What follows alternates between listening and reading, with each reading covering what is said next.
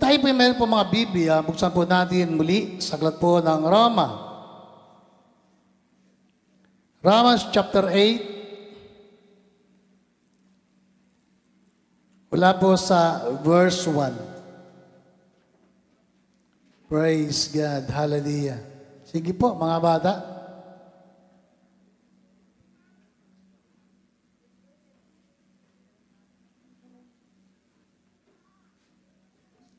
Say po dyan, there is therefore now no condemnation to those who are in Christ Jesus, who do not walk according to the flesh, but according to the Spirit. Amen. Hallelujah. Sa verse 28, sabi dyan,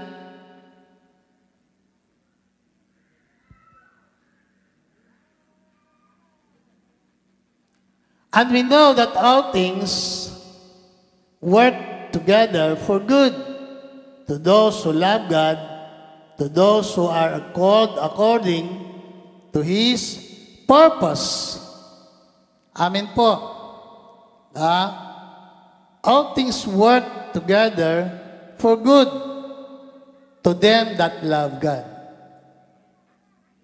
Ngayon, ang sabi po doon sa verse 35, ng Romans, chapter 8. Who shall separate us from the love of Christ? Shall tribulation, or distress, or persecution, or famine, or nakedness, or peril, or sword? Sa sunod na verse, as it is written, for your sake, we are killed all day long. We are accounted as sheep for the slaughter. Verse 37. Yet in all these things we are more than conquerors through Him who loved us. Amen. Kaya po natin yung salitang, we are more than conquerors. Tunay ba na tayo ay higit pa sa mga mananagumpay? Amen? Hallelujah. Kung atin pong titingnan ang ating kalagayan, totoo nga ba na tayo po ay nagtatagumpay? Hallelujah. Kumbaga, sa maraming mga taon na lumipas at dumarating sa buhay natin, mahalaga na atin pong mapatunayan na tayo nga ay nagtatagumpay sa tulong at biyaya ng Diyos. Amen. Tandaan natin, ang tagumpay mayroon ang mga anak ng Diyos, ito po ay kaloob ng Diyos. Amen. Biyaya ng Diyos sa kanyang mga anak. Pabor ni Lord sa iyo at sa akin. Amen. Amen. Yung mga tagumpay natin sa buhay, yan po ay pabor ng Diyos. Kaloob ng ating Panginoon at biyaya niya para sa atin. Hallelujah. At bawat mananampalataya ay deserving doon sa mga bagay na ito sa pagtatagumpay. Amen po. Bakit? Isang katotohanan na ang Diyos na ating pinaglilingkuran siya'y unang nagtagumpay para sa atin. Amen? Hallelujah. Sabi nga po, He conquers the cross. He conquers death. He conquers the grave. Amen. Diba? Lahat ng hirap na yon, kung babalikan po natin, ang pinagdaanan ng ating Panginoon, hindi po madali. Hallelujah. Hindi po easy yung experience na mayroon ng ating pong Panginoon sa kanyang buhay. Diba? Makita po natin mga minamahal, sa maikling panahon na naparito ang ating pong Panginoon dito sa lupa, mga minamahal, hallelujah, napakapalad nga natin Bakit? Nabuhay tayo ng matagal. Si Kristo halos tumagal lamang ng mahigit 30 taon dito sa lupa. At pagkatapos ay naganap na niya kung ano ang kalooban ng kanyang Ama na dapat niyang ganapin. Hallelujah, dito sa lupa. At pagkatapos nun, siya'y babalik na sa langit kung saan siya nang galing. Amen. Di ba tagalangit si Kristo? No? Siya'y nanaog sa lupa at pagkatapos siya'y umakyat noong kanyang magawa ang kanyang misyon. Hallelujah! Para gawin at sundin ang kalooban ng Ama na nagsugo sa Kanya. Hallelujah! Diba? Kapatid, mga minamahal, ang tanong ni Pablo, mayroon bang makapaghihiwalay sa atin sa pagmamahal ni Kristo? Na? Sabi diyan sa verse 35,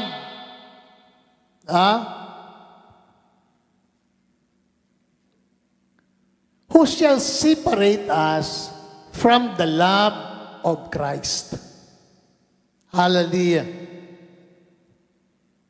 Sino ang makapaghihiwalay sa atin sa pagmamahal ni Kristo? Tipon natin, iyong love ba ni Kristo sa iyo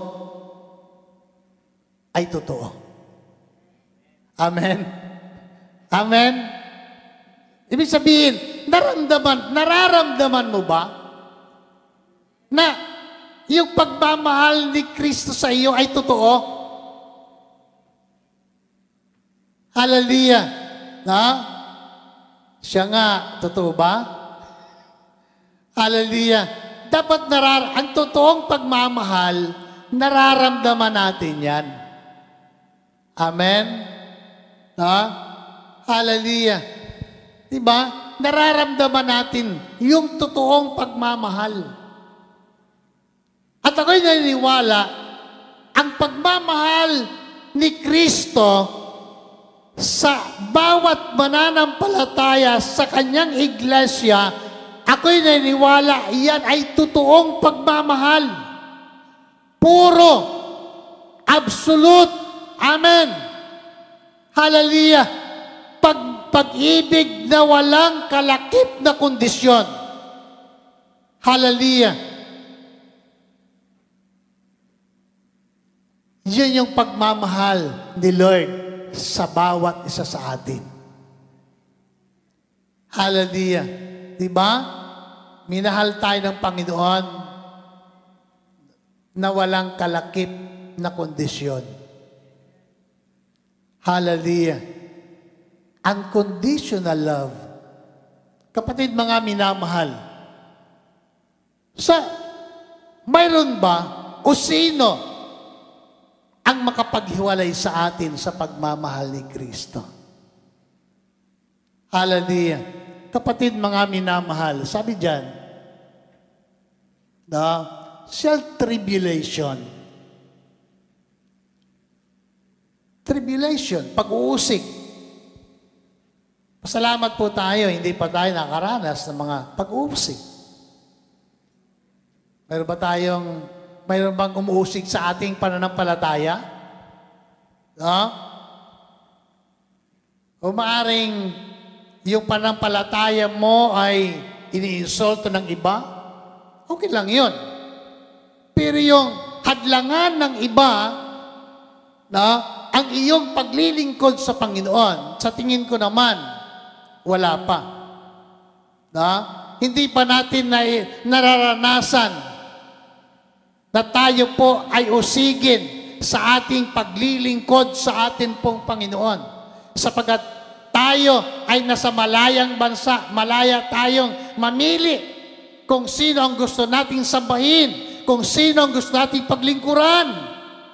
Amin po ba? Palapakan po natin ang ating pong Panginoon. Di ba? Napakapalad natin sapagkat tayo nasa malayang bansa.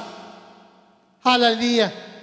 At malaya tayong gumawa ng mga bagay na yun ang kalooban ng ating pong Panginoon. At walang sino man ang magsasabing bawal yan. Diba? Hindi katulad sa mga bansa na bawal ang Biblia, bawal ang pangaral ng salita ng Panginoon, bawal ang panalangin sa publiko. Hallelujah. Bawal ang pagsamba sa ibang mga Diyos. Kapatid, mga minamahal, dati ang panahon, dati ang araw na maranasan ng mga Kristiyano ang panahon ng tribulation.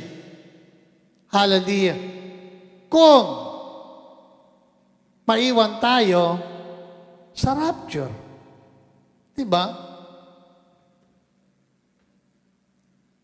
Kasi kung ang paniniwala natin, darating si Kristo bago dumating ang tribulation period, ay wala na tayo dito. Diba?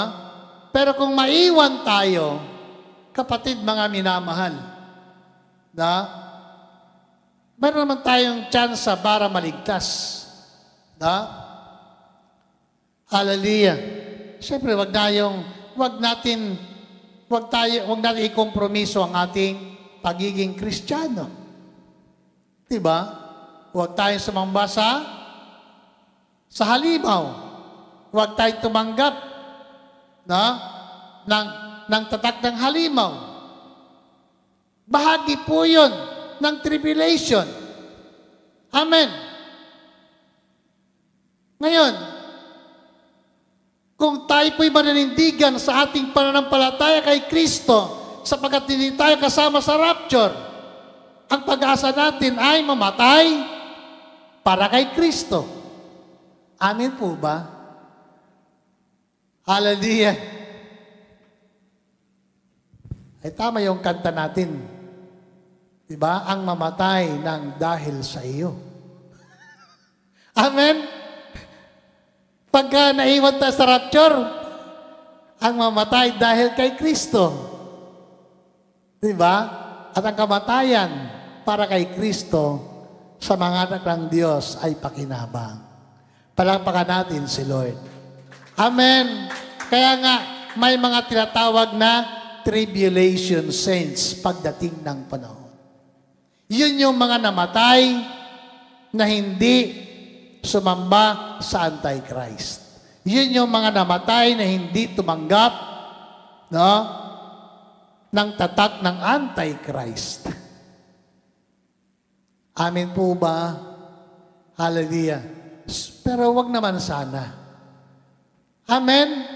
Pwede naman tayong ma-rapture na hindi tayo daranas ng mahigpit na mga pag-uusig sa huling araw.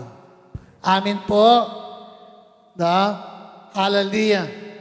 Bagamat isang katotohanan na lahat naman talaga ng tao ay mamamatay. Amen po ba? Lahat ng tayo mamamatay. Pero may mga taong hindi makaranas sa kamatayan. Yun yung mga mananampalataya na kasama sa rapture. Amen po? Diba? Walang kamatayan. Hindi makaranas ng kamatayan, physical yun. Ang maranasan ng mga tao sa rapture ay pagbabago ng kalagayang physical. Babaguhin ng Diyos ang ating kalagayan. Papalitan ng walang kamatayan ang namamatay. Hallelujah. Diba? Kasi papalitan ng Diyos ang ating katawan, katawang panlangit. Hallelujah. Who shall separate us from the love of Christ? Shall tribulation, or distress, or persecution? Hallelujah. Ha?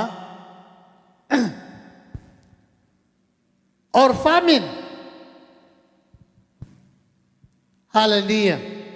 Ano yung salitang distress? Sa Tagalog, sa Magandang Balita Biblia.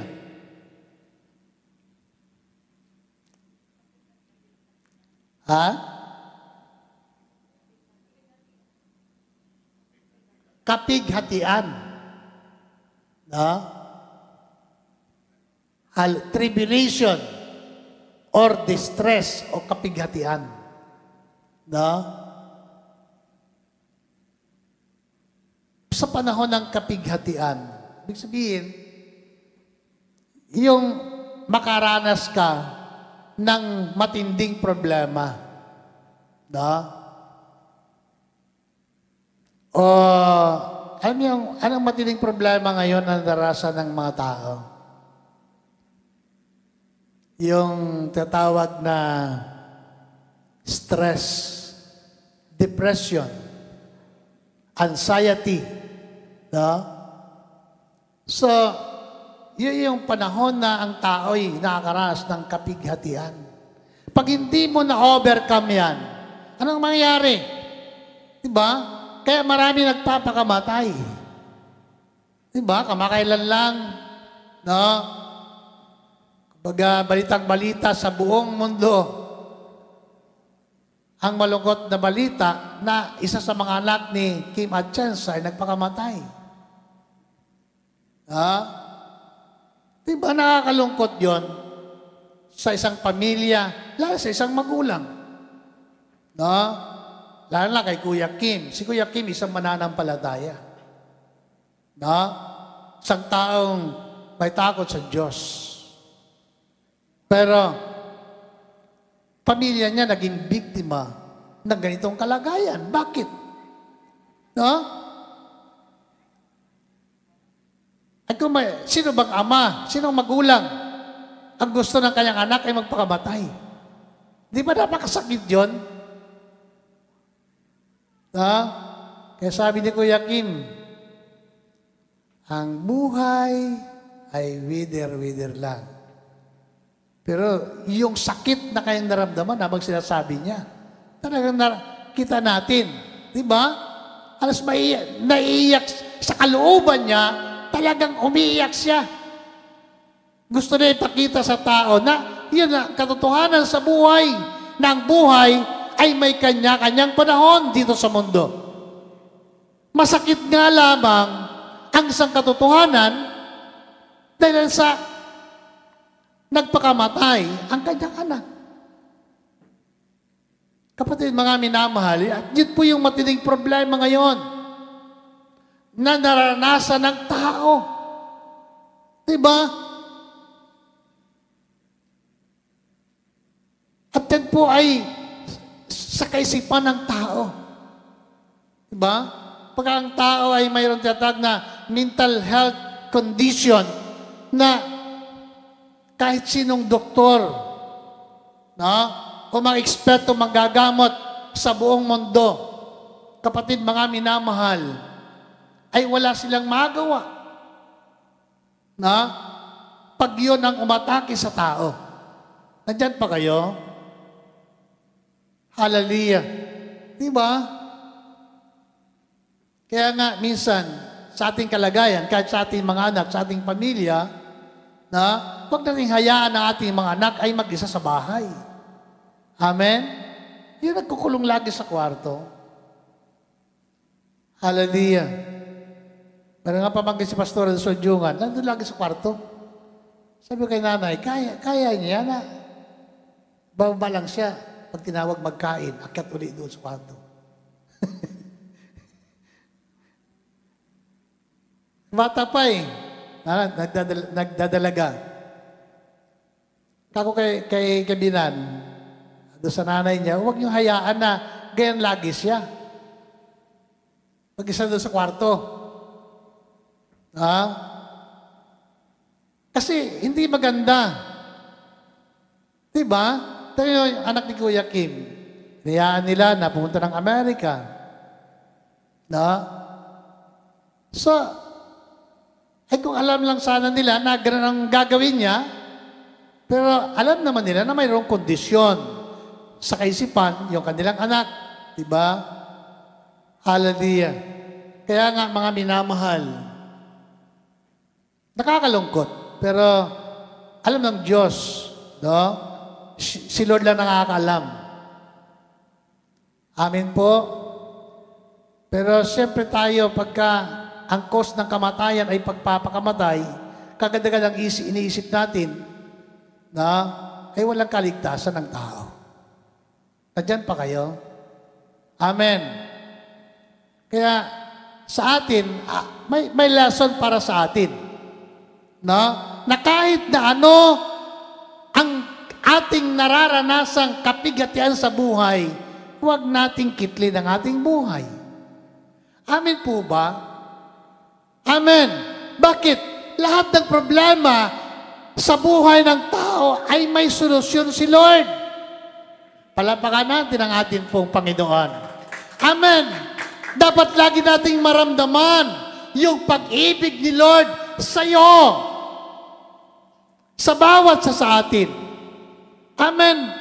Na walang sino man ang pwedeng makapaghiwalay sa atin sa pag-ibig, sa pagmamahal ni Kristo. Shall tribulation, shall distress, hallelujah, or persecution. Kapatid, mga minamahal,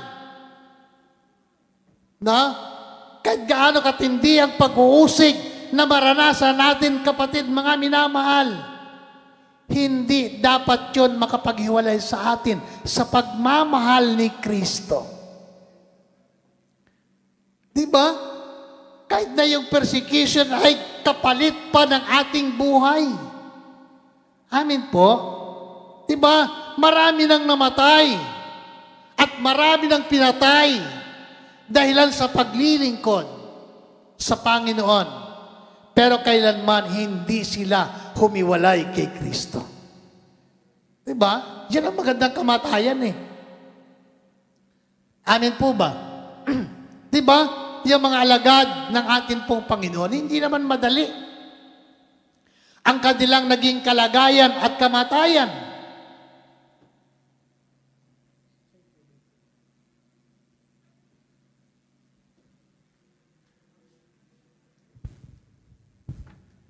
Hallelujah. Diba?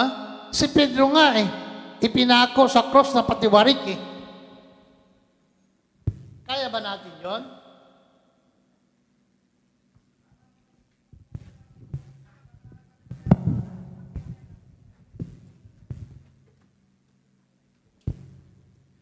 Hallelujah. Hindi madali ang kamatayan ng mga alagad ng ating pong Panginoon. Ang iba sa kanila ay tinalian na magkabilang paa at pinahila sa kabayo, sa dalawang kabayo. Ang iba ay nilagari. At yun po, mga minamahal, ay bunga ng kanilang paglilingkod sa Diyos. Bunga ng kanilang pananampalataya sa Panginoon. Handa silang mamatay para kay Kristo. Bakit? Higit na kanilang pinapahalagahan ang pag-ibig at pagmamahal ni Kristo sa kanila. Diba? Namatay nga si Kristo para dahil sa kanyang pag-ibig sa atin, sa mga tao, sa mga mananampalataya, ibinigay niya ang kanyang buhay bilang handog. Hallelujah. Namatay siya para mabuhay tayo. Palakpakan natin ang ating pong Panginoon. Di ba? Hallelujah. Sa panahon na tayo po'y mahina, kapatid, mga minamahal, namatay si Kristo. Siya'y naghirap upang maging mayaman ka. Hallelujah. Kapatid, mga minamahal, kaya nga, ang tanong ni Pablo, who shall separate us from the love of Christ? No? Who shall separate us from the love of Christ? Tandaan lagi natin, mga minamahal. Mahal ka ng Diyos. Mahal tayo ng ating pong Panginoon. Hindi Kanya iiwan. Isipin natin, mga minamahal, di ba? Gaano katindi ang pag-ibig ng ating Panginoon? Nangako siya sa Kanyang mga alagad. No? Sabi niya, sa Matthew chapter 28, sabi niya doon, nung sabihin niya yung commission para sa mga alagad niya, sabi niya sa huli, and lo, I am with you always. Hallelujah. Saan man kayo pumunta, saan man kayo naroon, tandaan ninyo, lagi ninyo akong kasama. Hindi ko kayo iiwan o pababayaan man. Diba? Gaano katindi ang pag-ibig ng Diyos sa atin? Na ipinangako niya sa Kanyang salita na kailanman hindi Kanya iiwan. Sa panahon ng sakit, sa panahon ng kahirapan, hindi Kanya iiwan. Amen. Hallelujah. Sa panahon ng kapighatian, hindi Kanya iiwan. Kapatid, mga minamahal, kaya nga may kanta na nagsasabi, kailan ka iniwan ng Diyos? Kapatid, mga minamahal, kailan ba tayo iniwan ng Diyos? Hallelujah. Kailanman hindi tayo iniwan ni Lord. Amen? Hallelujah. Diba? Sa panahon ng kahirapan, nandyan lagi si Lord na handang sumaklulo sa atin. Hallelujah. Sa panahon na tayo dumadaan sa mahirap at baku-bako na daan. Diba? Katulad ng kwento ng Footprints in the Sun. Sa panahon na mahirap ang kanyang pinagdadaanan, kinarga siya ng Diyos. Diba? Nung siya naglalakad sa buhanginan, sabi doon, nakikita niya yung kanyang dinadaanan, yung yapak. Pagdating doon sa hirap na daan, isa na lang ang nakita niya. Kaya nga ang tugon ni Lord, kinarga kita. Amen? Kaya sa panahon na tayo po'y may pinagdadaanan sa buhay na mahirap, tandaan natin, nandyan si Lord, kinakarga ka niya. Palapakan ba natin ang ating pong Panginoon? Amen? Hindi ka nag-iisa. Amen! Hallelujah! Tandaan natin, lagi natin kasama ang ating pong Panginoon sa anumang laban ng buhay. Walang pwedeng makapaghiwalay sa atin sa pag-ibig at pagmamahal ni Kristo. Hallelujah! Yan man ay tribulation, yan man ay distress, o kapighatian, or persecution, or pagkagutom, mga minamahal, o kahubaran. Kapatid, mga minamahal, hallelujah, o anuman, sabi dyan, or sword, tabak, hallelujah. Ano ang sabi ng Biblia? Sa verse 36, sabi ni Pablo,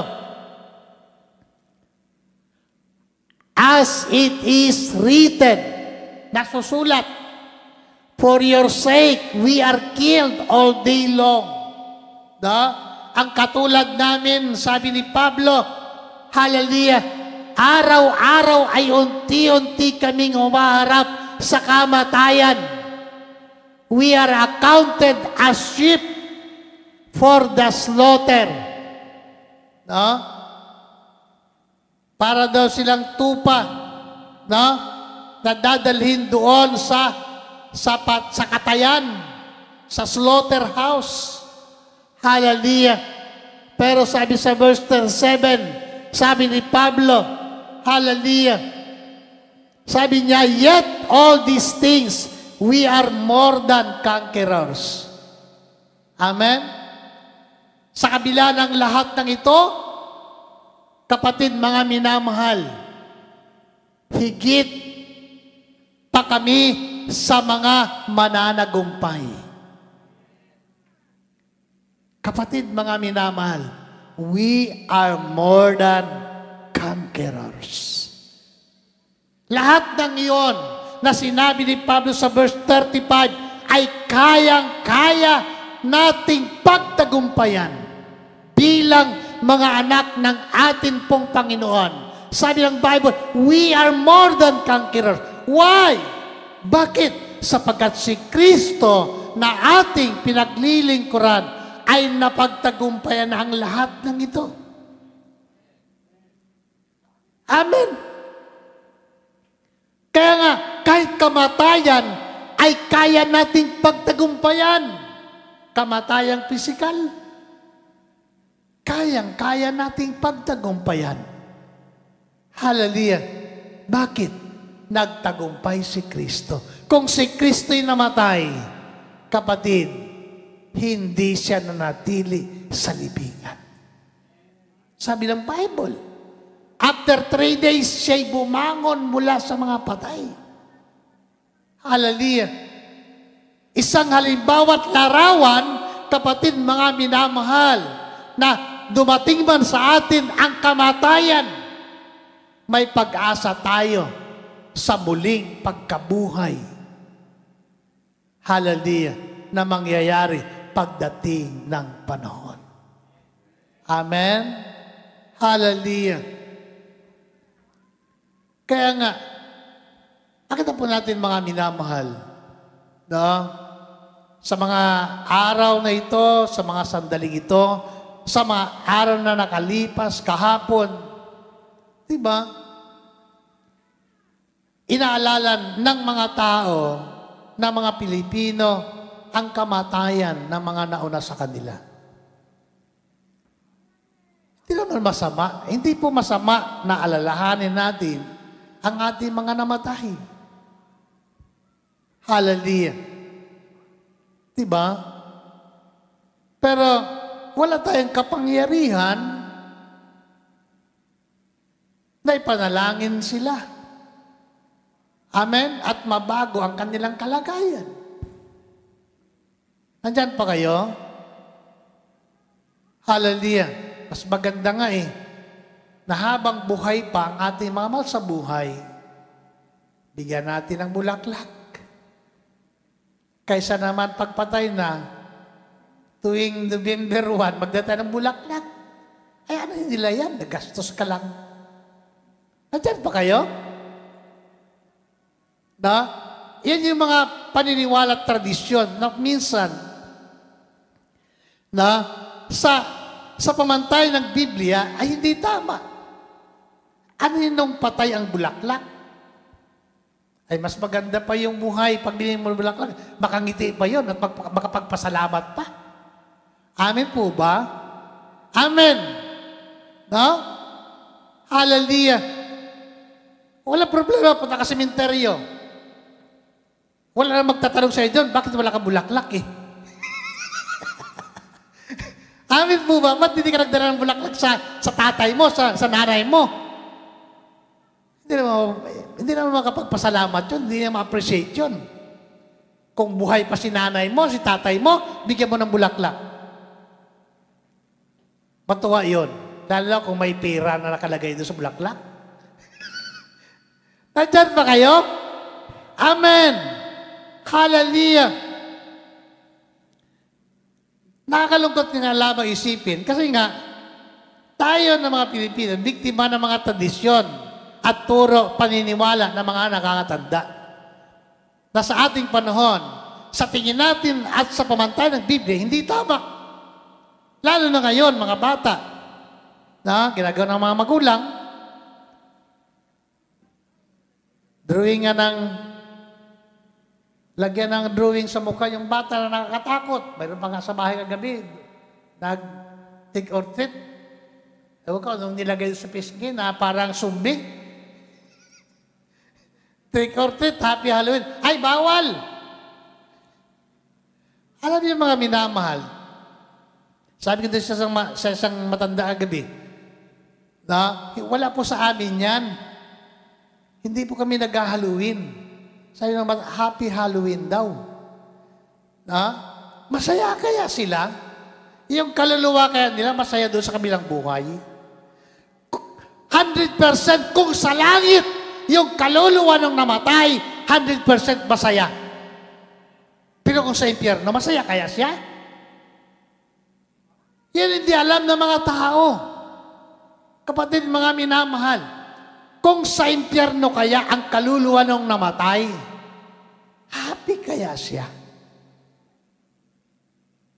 Hallelujah. Kaya ibang bata, pagtapat sa bahay, ay wag dyan. Hindi nagbigay kagabihan eh.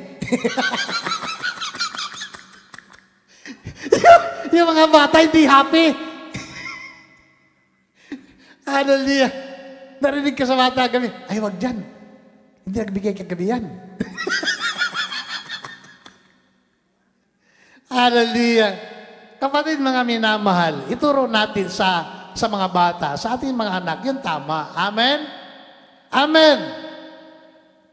Wag nating gayahin yung tradisyon ng iba. Hindi po yun. Wala po yun sa Biblia. Amen. Pero pagka ang isang taong namatay ay matuwid sa harap ng ating Panginoon, I believe, happy talaga yun. Amen? Bakit? Nandun siya doon sa paradise eh. Sino bagang malungkot na nandun sa paraiso? Diba? Nakasigurado na siya eh. Pero kung nandun siya sa Hades, tingin ko, walang happy doon. Bakit? Ang nandoon ay nagdurusa. Namimighati. Dumadaing. Diba? Dumadaing. Nakikiusap ko. Kung pwede lang nga eh. Diba? Yung mayaman na namatay kasama ni Lazaro, kung maaari, amang Abraham eh. No? Kung maaari, pakiusap. Utusan mo si Lazaro, isawsaw sa tubig ang dulo ng ang daliri at idikit sa dila ko sapagat ako ay nahihirapan dito. Di ba? Kapatid, mga minamahal, may happy kaya sa kanya? Di ba? Wala. Hallelujah. Kaya sabi ko sa nanay, alam niyo ba, yung itsura ng mga bata ngayon, yung itsura ng mga tao sa impyerno. Di ba? Yung itsura sa taras, may sungay. Pangit. Kapatid, mga minamahal, kaya nga, sabi ko sa kanya, pinopromote natin kung ano yung programa ni Satanas. Programa ng demonyo yan. Amin po. Amen. So, sa atin pong kalagayan, mga minamahal, no? Lahat naman tayo ay darating sa kamatayan. At ang kamatayan ay napagtagumpayan na ng ating Panginoon yan, na hindi natin dapat katakutan. Amen? Huwag tayong matakot mamatay para kay Kristo. Maranasan man natin ang mga bagay na ito, kapatid, mga minamahal, huwag natin ipagpalit ang ating panampalataya kahit na ang kapalit nito ay ang ating buhay. Amen? Maglingkod tayo sa Panginoon sa mabuhay at mamatay para kay Kristo. Palapakan po natin ang ating pong Panginoon. Kaya sabi ng Bible, yet in all these things, we are more than conquerors through Him who loved us. Amen? Sa pamagitan ni Kristo na nag-alay at nagbigay ng kanyang buhay alang-alang sa kanyang pag-ibig sa iyo at sa akin. Amen? Yun yung wagas na pagmamahal ng Diyos. Pagmamahal na walang kalakip na kondisyon. Sino ka man, diba? Hindi tinitin ng Panginoon yung dumi natin, yung dami ng ating nagawang mali at kasalanan. Kapatid, mga minamahal, ang pagmamahal ng ating pong Panginoon, sabi ng Biblia, love covers multitudes of sins. At yun yung pagmamahal ng ating pong Panginoon. Hallelujah! Na kayang tabunan, kayang koberan ng pagmamahal ni Kristo yung dami ng kasalanan na nagawa ng tao. Hallelujah! Kaya nga, who shall separate us from the love of Christ? Hallelujah! Di ba wala? Amen?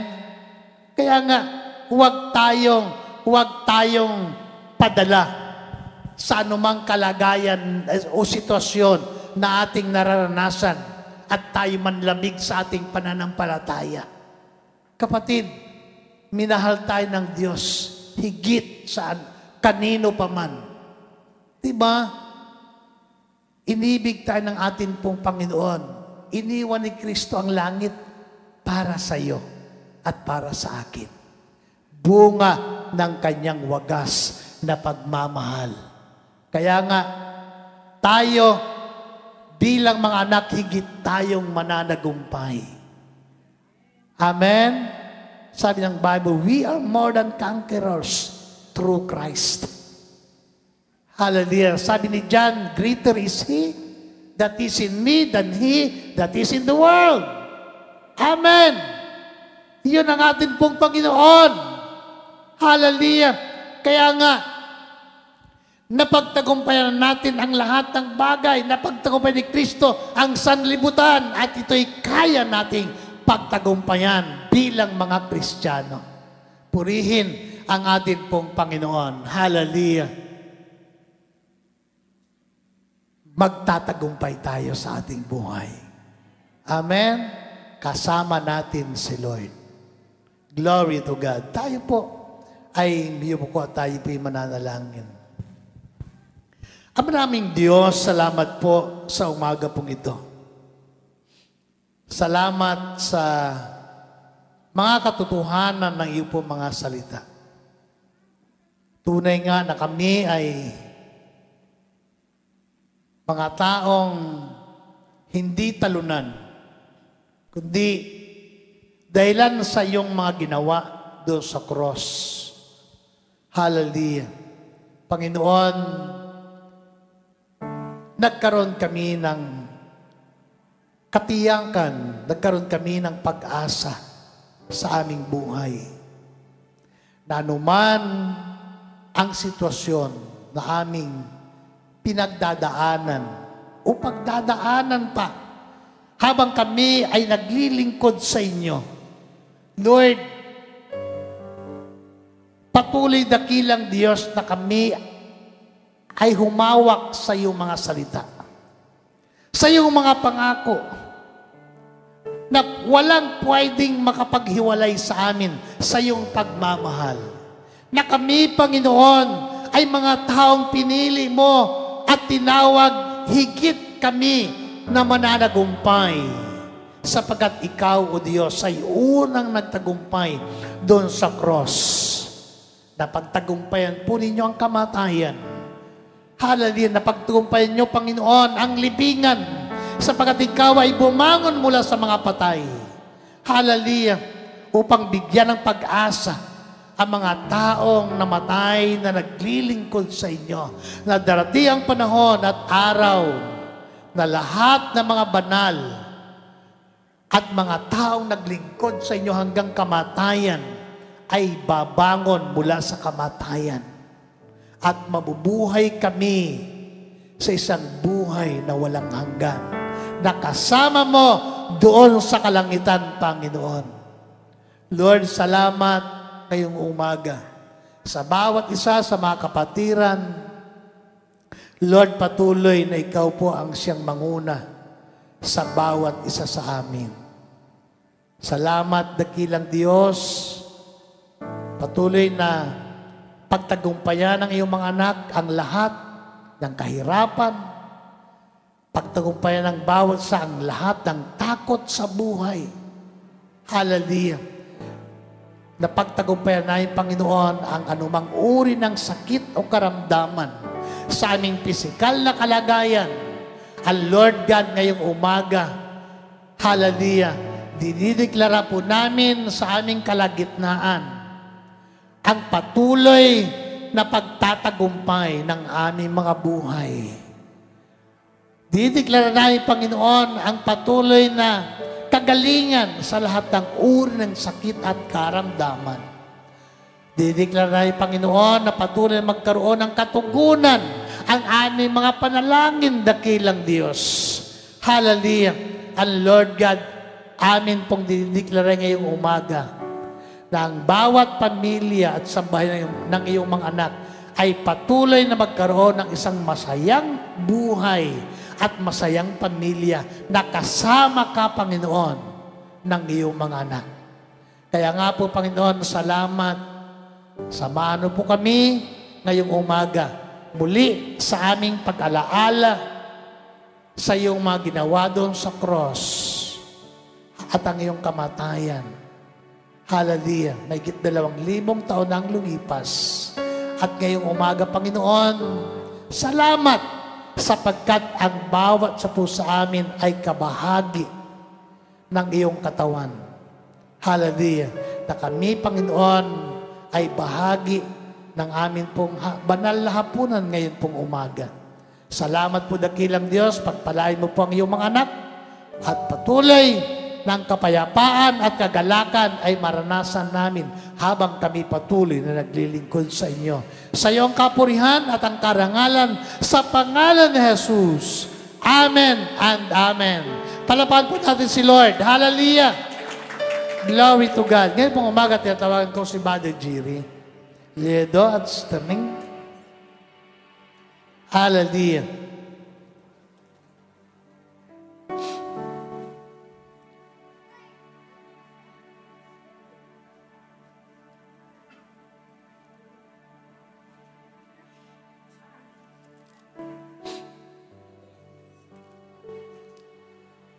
Glory to God. Sabi po dito sa 1 Corinthians chapter 11,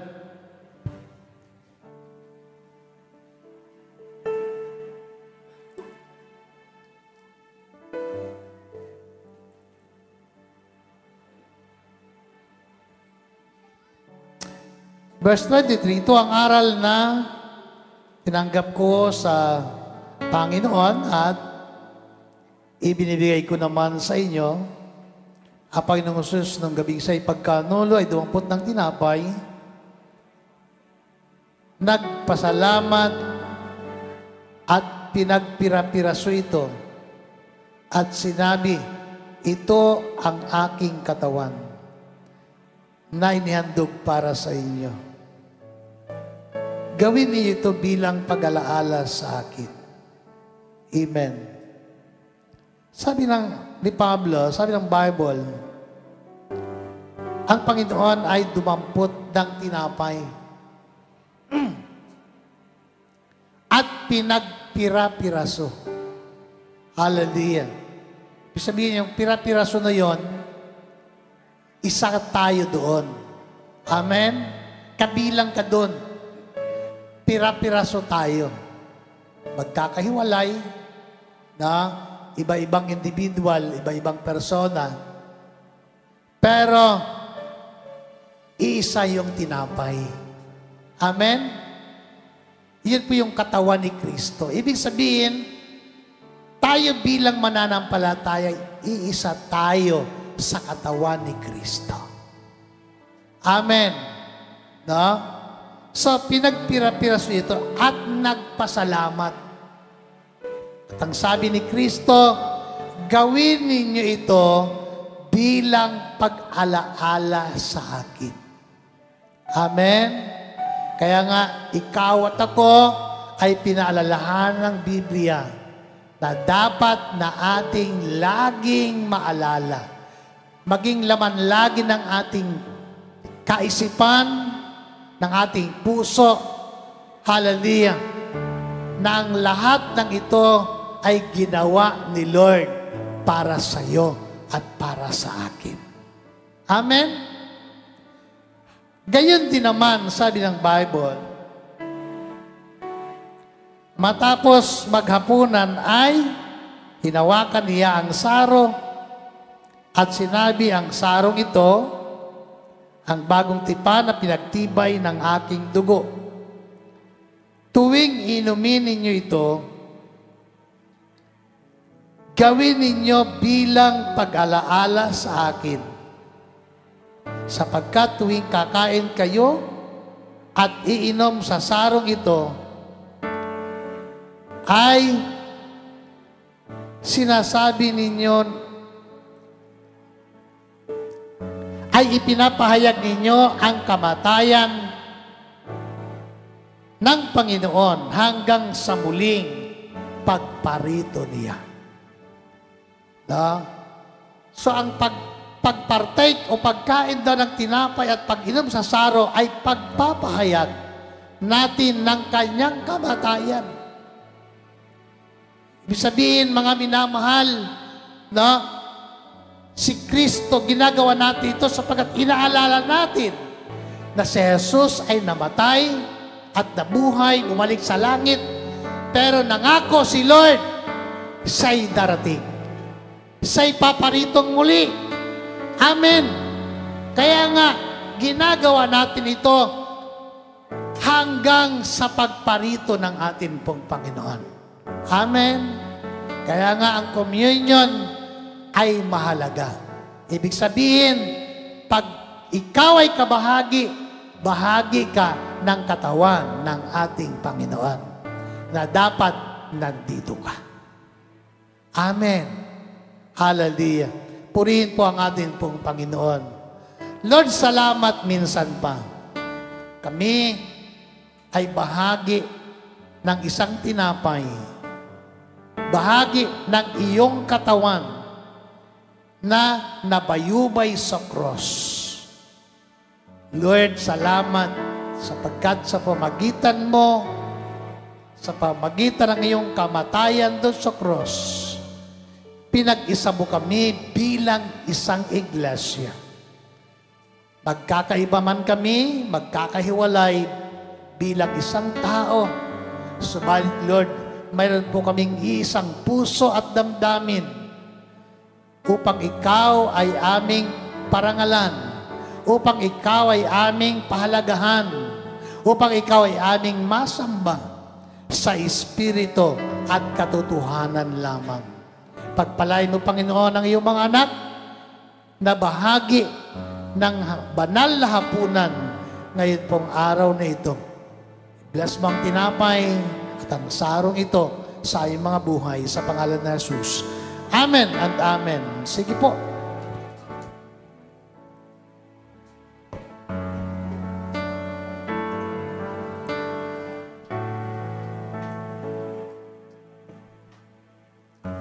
I'm forgiven because you were forsaken.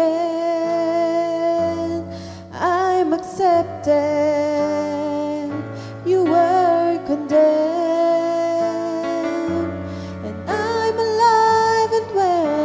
Your spirit is within me because you died and rose again.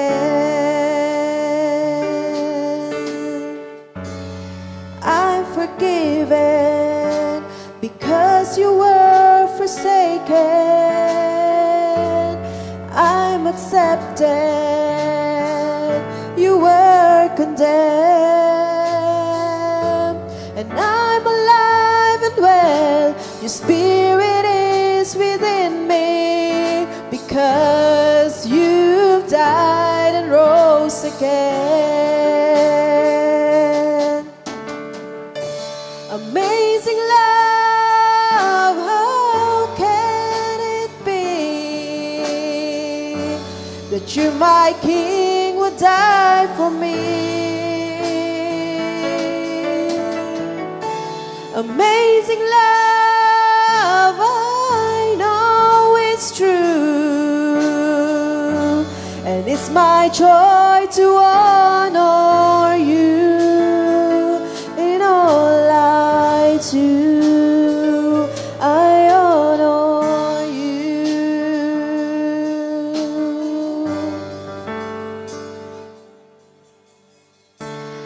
I'm forgiven because you were forsaken. I'm accepted, you were condemned, and I'm alive and well. Your spirit is within me, because you died and rose again. Amazing love, how can it be? Hallelujah. That you, my King, would die for me. Amazing love, I know it's true, and it's my joy to honor you in all I do. I honor you. Praise God. Thank you, Lord, for your amazing love. Hallelujah. Lord, salamat minsan pa. Salamat po, Panginoong Yesus, sa lahat ng iyong sakripisyo para po sa amin. Salamat sa pagmamahal, Panginoon. Patuloy, O God, na kami po ay hindi maubos-ubos at matapos-tapos ang amin pong pagpapasalamat sa inyo. Tunay nga po na napakabuti mo sa bawat sa puso amin. Kaya nga po, Panginoon, ngayon pong umaga, sa aming pagpartake ng tinapay nito, patuloy, Panginoon, na manariwa sa aming puso, sa aming kaisipan, ang mga bagay na ginawa mong mabuti para po sa amin. Bless mo ang iyong mga anak na tatanggap ng tinapay na ito sa pangalan ni Jesus. Amen and Amen.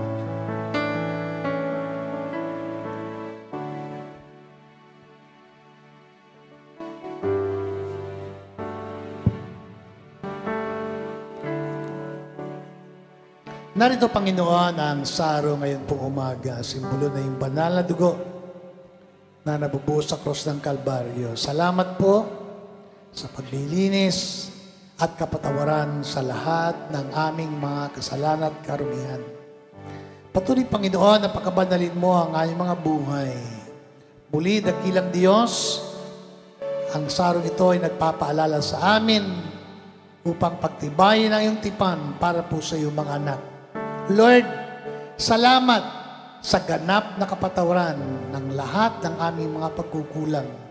At patuloy, Panginoon, na kami po'y mamuhay ng maayos, mamuhay kami na may kabanalan at may takot sa inyo. Maglingkod kami ng nararapat at ayon sa iyong kalooban. Pagpalain mo ang bawat ang tatanggap ito at salamat, samahan po kami na iyong kapangyarihan at banal na Espiritu. Sa pangalan ni Jesus. Amen at Amen.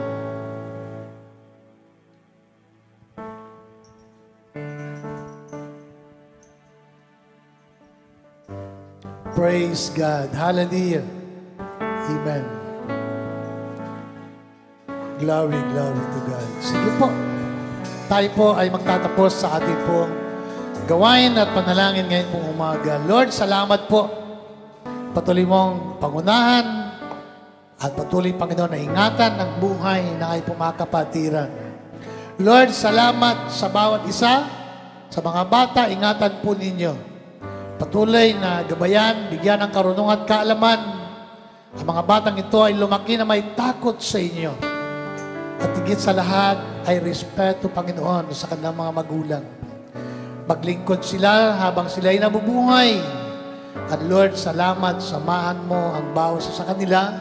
Gayun din mga kabataan, magamit ang kanyang lakas at talento upang ikaw ay maparangalan. Salamat din sa buhay ng mga magulang, mga tatay at nanay na patuloy na nagtataguyod ng kanilang sambahayan ng naayon sa iyong kalooban, dakilang Diyos. Patuloy mong pag-isahin sa pananampalataya at paglilingkod ang bawat pamilya at dadtan mo kami, Panginoon, na matatag, malakas at masigla ang aming pananampalataya. Lord, salamat sa iyo po mga salita. Salamat sa iyong pagmamahal na walang katulad at walang kapantay. Pagpalain mo po ang bawat sa atang lahat. Sa iyo ang kapurihan at ang karangalan at ang kaluwalhatian sa tanging pangalan lamang na Jesus. Amen and Amen. Magandang tanghali po. God bless you.